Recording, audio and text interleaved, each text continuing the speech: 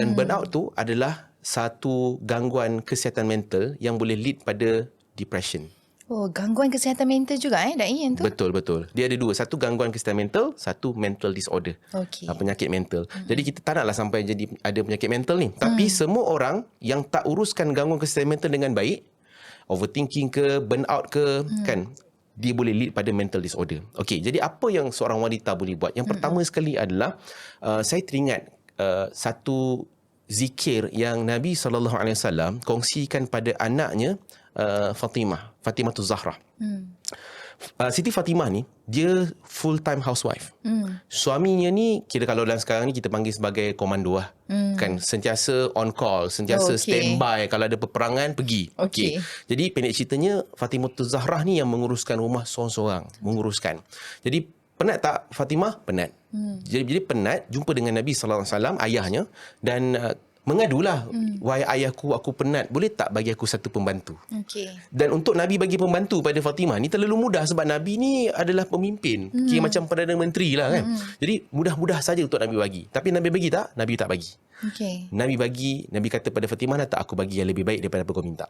Oh ya, bolehlah. Apa dia? Wahai Fatimah, amalkan zikir ini, dan zikir ini kalau kau amalkan, kau akan dapat kekuatan seperti dua orang hamba.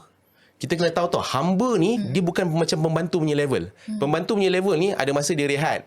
Dia ada time dia. Cukup pukul 5, okey sudah balik kan. Habis time sudah punch card dah. Hamba ni kerja 24 jam. 24 jam. Suruh berguling-guling, suruh merangkak. Kalau pukul-pukul tak bagi makan pun tak apa sebab dia hamba. Jadi Nabi telah ajarkan satu zikir. Dan zikir ni bolehlah untuk wanita-wanita di luar sana untuk amalkan. Kena untuk dapat kekuatan. Tengok zikir ni. Zikir ni kita akan rasa macam, aku pernah buat lah tapi kita tak realise. Itulah zikir dia. Okey, apa zikir tu? Nabi ajar pada Fatimah, wahai Fatimah, amalkan zikir ini. Subhanallah 33 kali.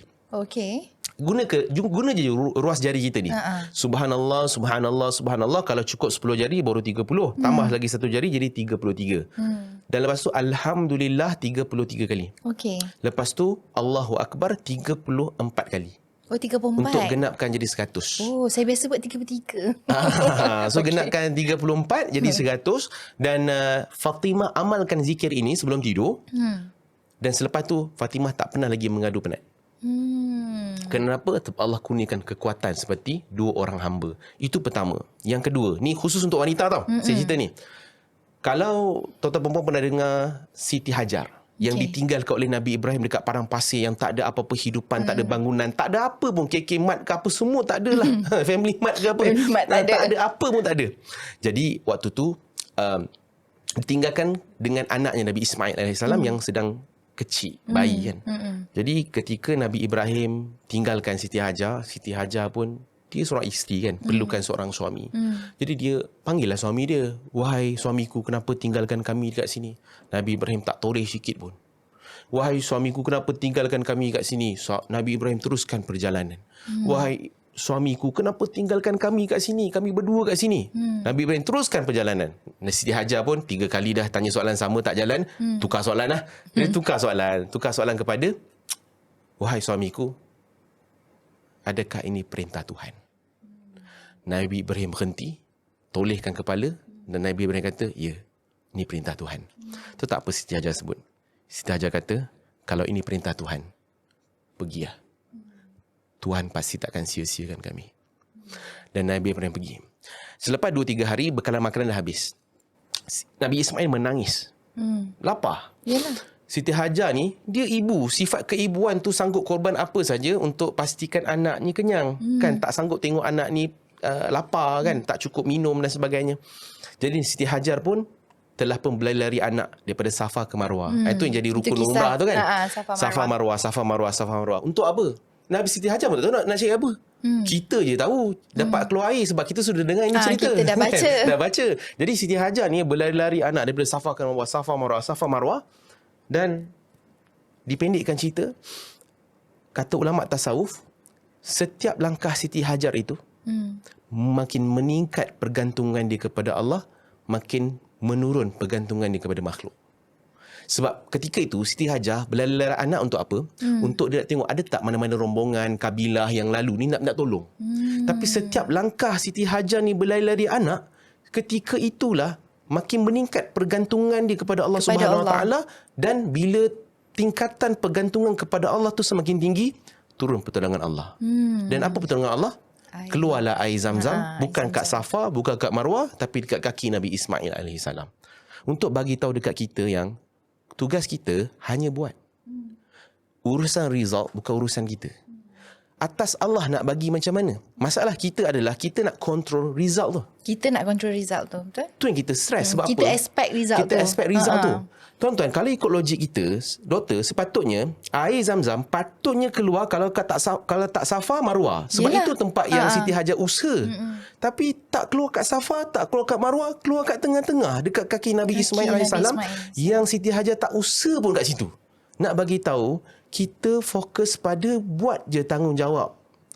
Ulama ajar pada kita, belajarlah semua benda tapi jangan belajar satu perkara. Apa dia? Jangan belajar jadi Tuhan. Kita nak control result. Kita nak ini jadi macam ni. Kita nak ni jadi macam ni.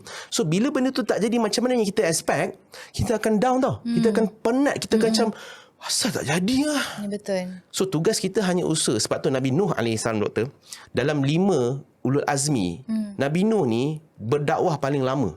950 tahun berdakwah. Nabi Nuh AS.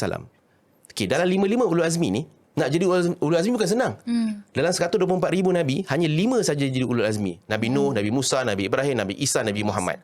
Tapi Nabi Nuh ni, walaupun dia berdakwah paling lama 950 tahun, kalau kita ni rasanya kena mati hidup lagi 9-10 kali kot, baru dapat macam dia. Tapi umatnya berapa ramai? Tak sampai 100. Maknanya kalau pendek cerita lah kan, follower kita lagi tinggilah daripada Nabi Nuh. Okay. Dah jadi ulul azmi lah. Jadi ulul azmi lah. Tapi kenapa Nabi Nuh, kalau kita tengok pada KPI, Key Performance Index kan, Nabi Nuh ni tak capai KPI lah maksudnya. Sebab apa? Sebab follower tu berapa orang je. Kalau bahagi 950 tahun macam kau tak buat kerja je. Kan? Tapi kenapa Nabi Nuh ni diangkat sebagai ulul azmi? Kalau ikut bilangan umat, baik Nabi Sulaiman jadi ulul azmi. Baik Nabi Yusuf jadi ulul azmi. Dia ni Perdana Menteri kat Mesir kot. Tapi kenapa Nabi Yusuf, Nabi Sulaiman tak jadi ulul azmi? Kerana Allah nak bagi tahu kat kita yang Allah tak tengok result. Yang Allah tengok effort. Nabi Nuh AS dalam Quran dirakamkan berdakwah lailan wa nahara, malam dan siang, malam dan siang, malam dan siang. Dan sebabkan usaha itulah Nabi Nuh diangkat darjat oleh Allah Subhanahu Wa Taala. Sebagai seorang wanita, fokus pada jalankan saja tanggungjawab. Apa yang dilepas tu, result itu urusan Allah Subhanahu Wa Taala. Maksudnya, saya recap balik apa yang Nak Ain cakap. Kita sebagai perempuan, kita sebenarnya nak result. Kita nak dipuji. Macam tu dah buat dah ni, dah masak dah. Suami tak puji pula, tak sedap. Memang siap lah kan. Lepas tu sekarang kan zaman WhatsApp pula, tak apa balas-balas WhatsApp lah pula masalahnya. Jadi janganlah fikir, betulkan niat, buat sahaja sebab Allah memandang tu. Benar. Suami dia appreciate je semua benda tu contoh. Tapi dia mungkin tak express kan. Okay, itu satu. Dan juga macam mana cara praktikal kita nak recharge semula dengan selawat tadi. Simple je sebenarnya. Subhanallah, Alhamdulillah. Allahu Akbar. Simple je, which is kita dah buat lepas solat kan. Hai, Assalamualaikum. Saya Dr. Anis. Untuk anda yang masih tercari-cari nak buat gigi kat mana, jom ke Avicenna. Saya daripada Klinik Pergigian Avicenna. Kami ada 16 branch dan juga siapa kat sini nak cuci gigi, nak buat braces dan yang paling bestnya kita ada treatment aligner. Dan selain tu juga untuk anda yang nak bawa anak-anak jumpa pakar pergigian kanak-kanak hanya di Avicenna Kajang. Jadi tunggu apa lagi? Jom ke Avicenna.